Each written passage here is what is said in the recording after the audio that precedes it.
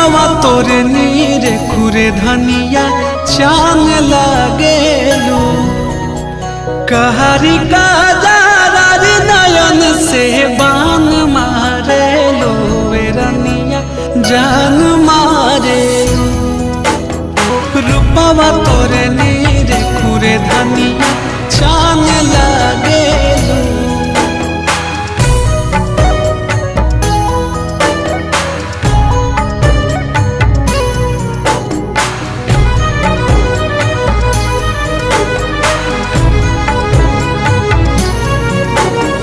चम चम चमकेला